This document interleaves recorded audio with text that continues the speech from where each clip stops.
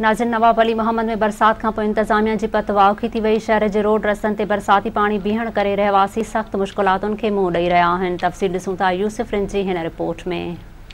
पहिरीं ॻाल्हि उनखे टाउन कमेटी जे न बजट जी ख़बर आहे, न कमनि जी ख़बर आहे, न हू बजट जे इजलासनि में ईंदो आहे, न को डेवलपमेंट जे कंहिं कमनि में को ताउन कंदो आहे। बाक़ी इहो आहे त जेका असांजी बजट आहे पंहिंजो टोटल 58 लख रुपयनि जा, जंहिंमां असांजी पघार पेंशन ऐं जेको ऑफिस जो ख़र्च आहे जेकॾहिं मिलाए छिलाए उहो असां टोटल तव्हांखे एक्चुअल फिगर ॾेई था सघूं।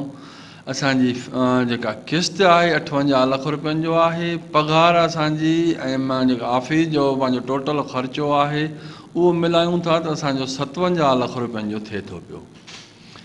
असां वटि का 1,40 लखनि जी मां वज़ाहत थो कयां इन शइ जी त जेकॾहिं अहिड़ो कंहिं बि दोस्त वटि काई बि प्रूफ आहे त असां उन जे लाइ हर ॻाल्हि में वेठा आहियूं। असां पंहिंजे वस ऐं वितादत जेको शहर मां रिकवरी कुझु इन्हनि मां पंहिंजो जेका बि असांखे सेविंग थिए थी पई उहो असां कटे सटे, ऐं ॿियो त 5 साल टाइम न आहे असांजो, 4 साल टाइम आहे जेको अगस्त में पूरो थींदो। असांजे नोटिफिकेशन में ई 4 साल आहे त 5 साल असां कीअं था उनखे करे सघूं।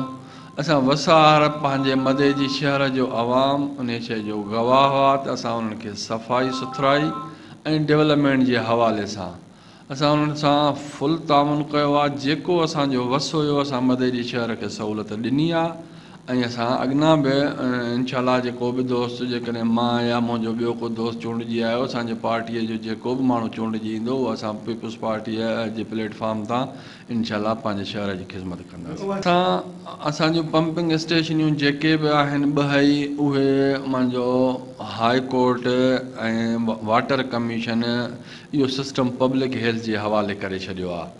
हाणे उहो पब्लिक हेल्थ जे हवाले थी वियो आहे। हिन महिल ताईं उन्हनि एस्टिमेटियूं ठाहे करे उहे मोकिले छॾियूं आहिनि। हिन महिल ताईं उनजो रेस्पॉन्स कोई बि कान्हे को, माना उनजी का ज़िम्मेवारी पब्लिक हेल्थ वारा नथा पिया कनि। ऐं असांजे शहर सां पब्लिक हेल्थ वारनि जेका बि वेसाघाती कई आहे, असांखे 4 साल इन में रहाईंदा आया त असां स्टेशनूं हणूं था पर हिन महिल ताईं कुझु बि न आहिनि करे सघिया।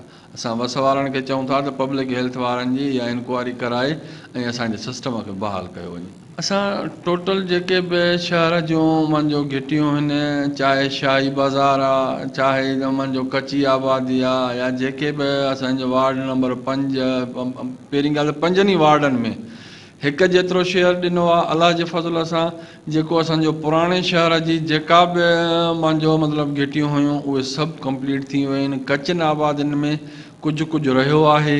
इनशाला उहो बि असां वटि एतिरा वसाइल आहिनि कान जो असां उन्हनि खे हिकदमि पूरो करे सघूं। असां 4 महीननि में 6 महीननि में सेविंग करे वरी 2-4 घिटियूं करायूं पिया।